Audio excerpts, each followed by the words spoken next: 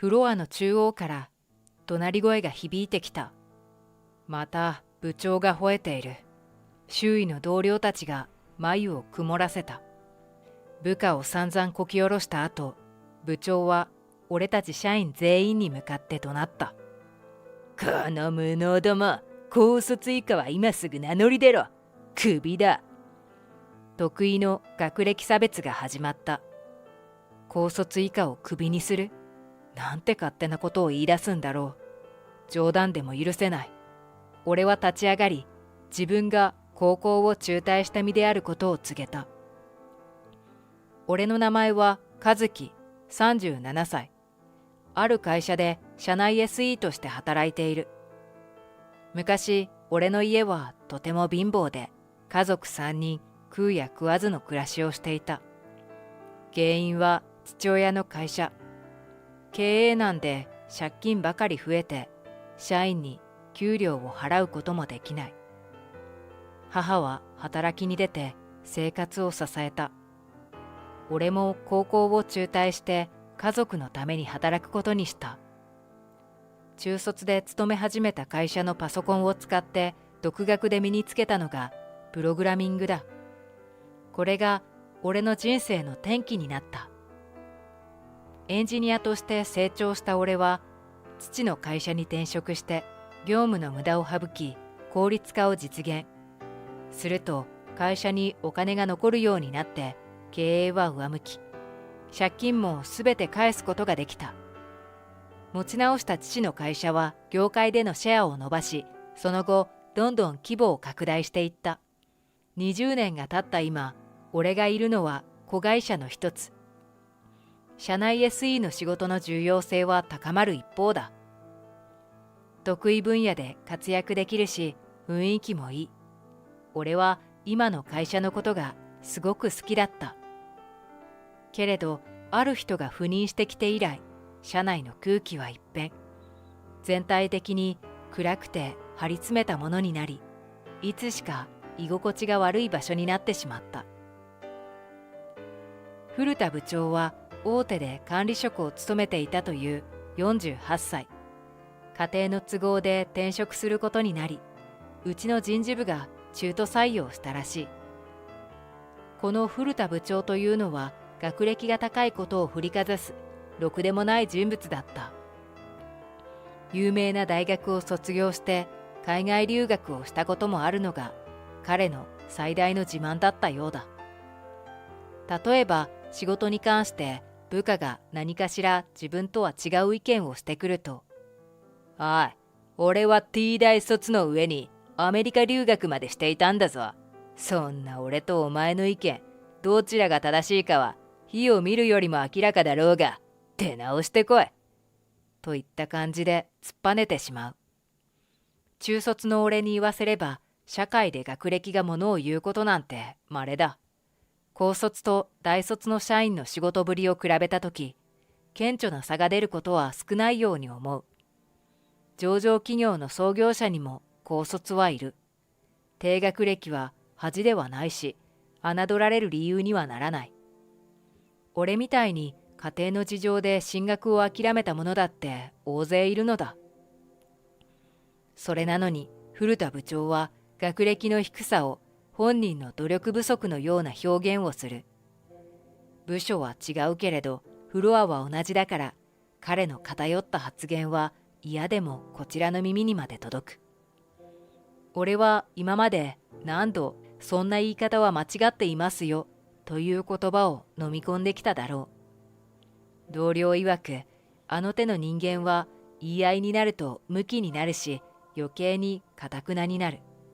かといって完全に無視したら機嫌を悪くする。適当に相手をしておくのが最善策なのだそうだ。俺はそんなアドバイスを素直に受け入れ、古田部長のことをそのままにしておいた。すると彼は次第に調子に乗ってどんどん厄介な存在になっていった。古田部長は周囲の沈黙を自分に対する幸福と思い込んだらしい。増長した彼は毎日生き生きと出社して元気よく部下たちを苦しめた。とにかく厄介な性格の持ち主だった。マウントを取るのが何よりも大好き。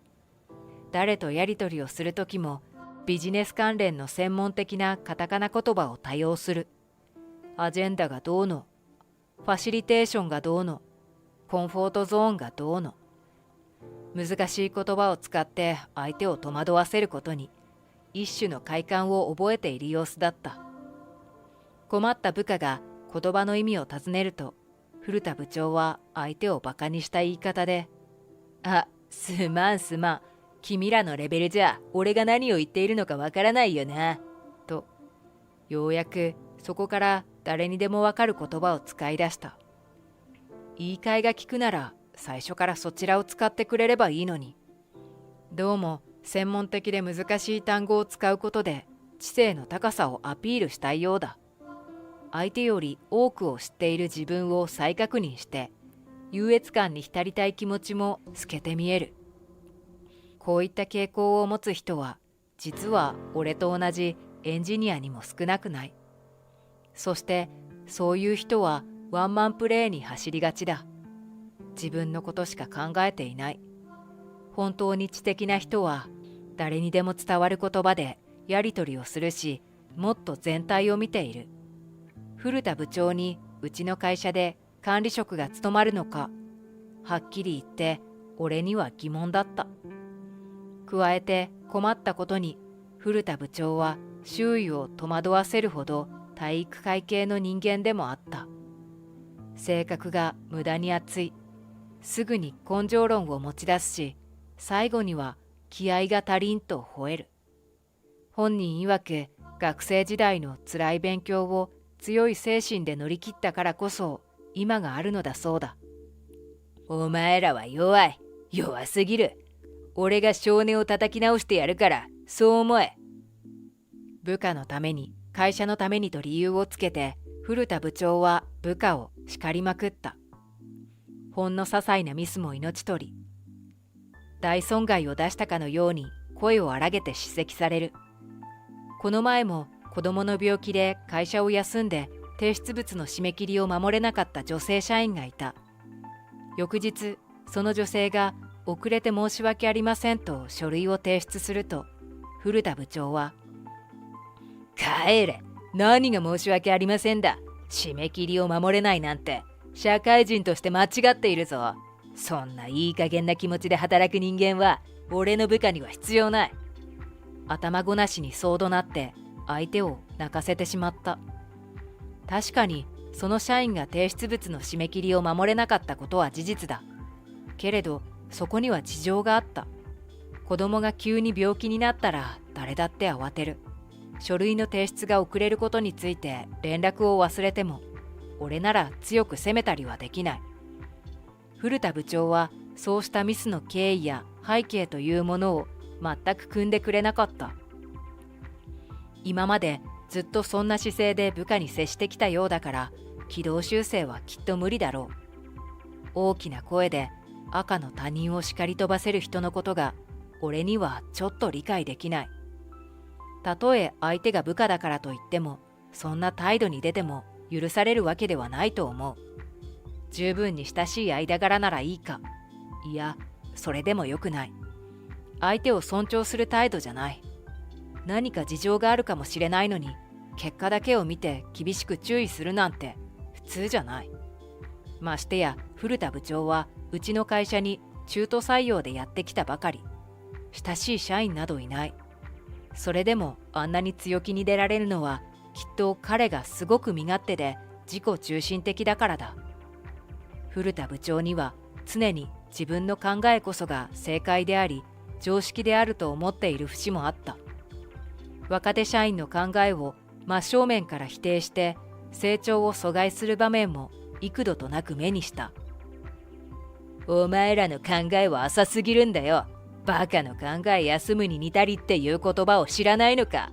バカはただ上から言われたことだけをやっていればいいんだ。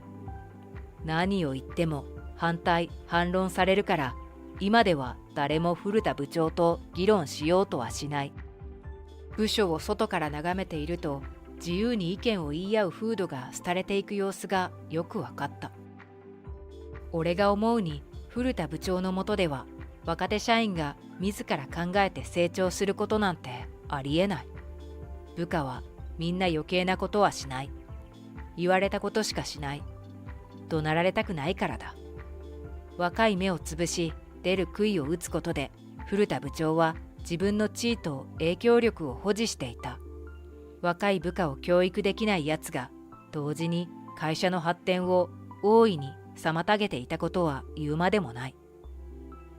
どんな企業でも時にはトラブルや解決すべき問題に直面するものだと思う。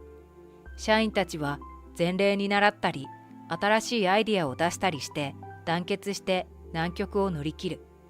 大事なのは社内の輪。助け合い、補い合い、認め合ってお互いを高めていくスタンスだ。古田部長にはそれが全くない。何かトラブルが起きたら最初にするのは犯人探し。責任の所在を明らかにしてよせばいいのに、これでもかとばかりに相手を叩きのめす。見ろ、お前のせいで同僚たちがしなくてもいい残業をしている。謝れ、バカが。今度また同じミスをしてみろ。社長が許しても俺が許さん。クビにしてやるからな。今この会社の社長は父の弟、つまり俺の叔父が務めている。叔父はおおらかな人だから間違っても社員を責めたりクビにしたりはしない。社長が寛容なのをいいことに古田部長はその凶暴性を遺憾なく発揮していた。言葉の上ではいつも会社のため、部下のためと言うけれど、本心では違うと思う。古田部長は立場の弱い相手を公然と傷つけることを心の底から楽しんでいる。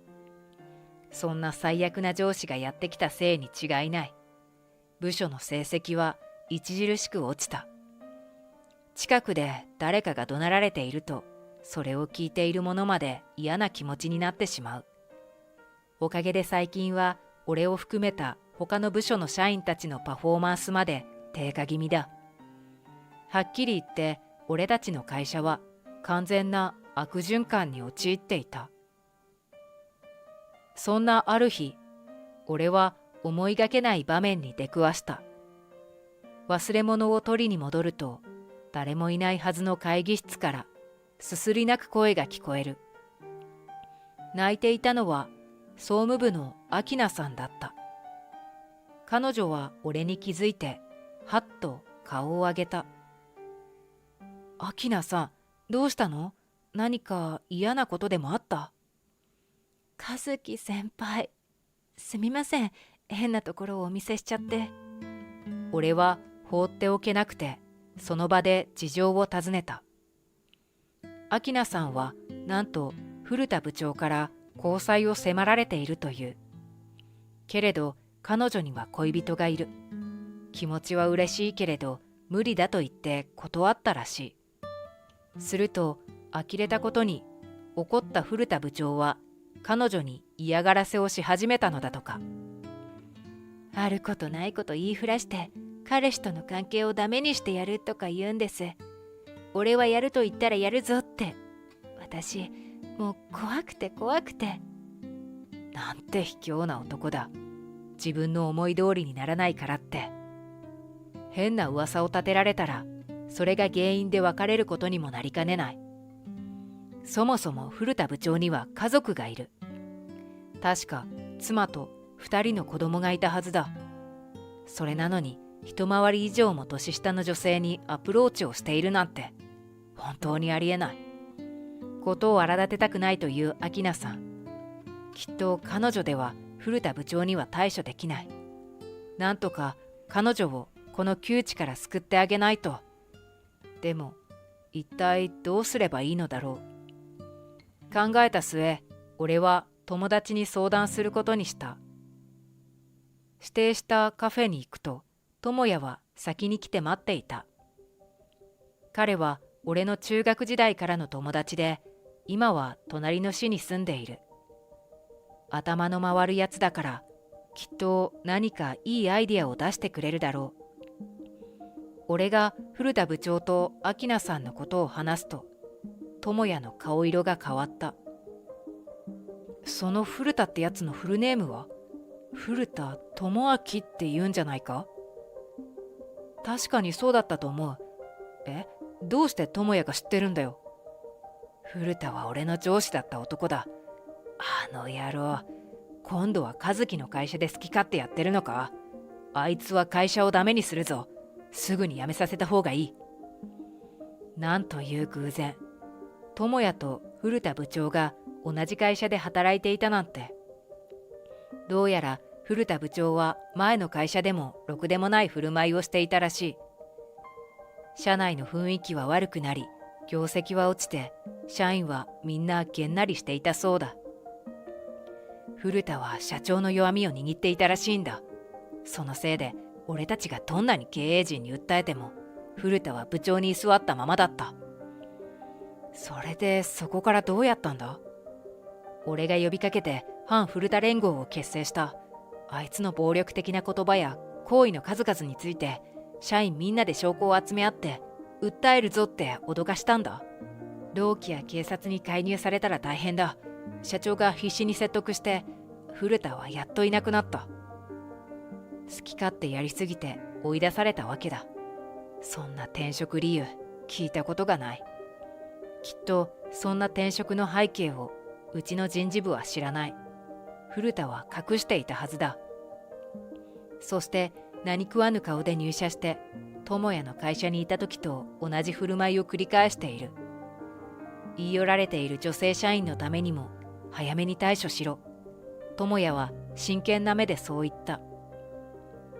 だいたい和樹、お前なら古田を辞めさせるのに、俺たちみたいに回りくどい手続きを踏む必要なんかないはずだろう。会社の将来のために正しい判断をしろ。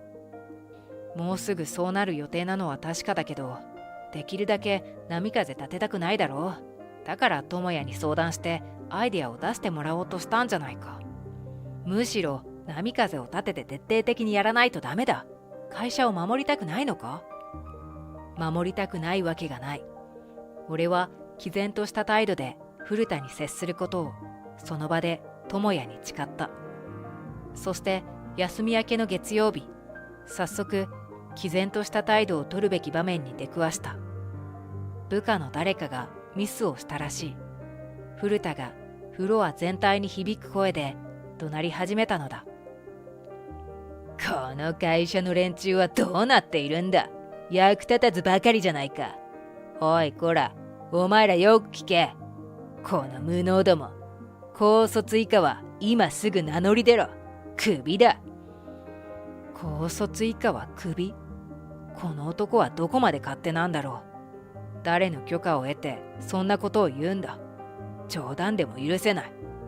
俺は立ち上がり、古田部長がいる隣の島まで歩いて口を開いた。私は高校中退です。中卒ってことか。ありえん。そんな低学歴はクビだ。あなたの方がずっとクビにふさわしいですよ。すぐに出て行ってください。日頃あまり接点のない俺から出て行けと言われて驚いたらしい。古田部長がたじろいだ。俺はそんな彼に勇気を出して畳みかけた。この会社のために、社員のために、今の俺が傍観していていいはずはない。私はつい先日、叔父からこの会社の経営権を譲り受けました。まだ公式発表はしていませんからご存じないとは思いますが、この会社の社長は私です。古田部長だけでなく、フロア全体が驚きの波に包まれた。智也が回りくどい手続きが必要ないと言ったのは、俺の立場を知っていたから。俺が社長の座を引き継いだことを知っているのは、親戚と友人と数少ない幹部社員だけだ。俺は古田部長の存在が会社に及ぼす悪影響について、その場で話をさせてもらった。友人から聞きました。古田部長、あなたは前の勤め先でも部下を苦しめて会社を窮地に追いやったそうですね。そして最後には追い出された。そうでしょう。いや、それは言い訳無用です。あなたは直属の部下に辛い思いをさせ、フロアの空気を悪くしただけではなく、女性社員に言い寄って思い通りにならないとわかると脅して泣かせた。どうしてそれを？もう一度言います。あなたはこの会社に必要ない。すぐに出て行ってください。真っ青になった古田部長は土下座して謝ってきた。だけど、これまでの振る舞いを許してもらおうなんて甘すぎる。他の社員たちの手前もあって、俺は毅然とした態度を取り続けた。それから数日後、抵抗を諦めた古田部長は静かに会社から去っていった。賢明な判断だ。社員みんなからそっぽを向かれた状態で仕事なんてできるわけがない。難儀で横暴な部長がいなくなってくれたおかげで、会社は再びいい雰囲気を取り戻した。社長としてある意味とてもいいスタートを切ることができたと言えそうだ。これから俺は社員たちを引っ張って今まで以上にひたむきに働き続けようと思う。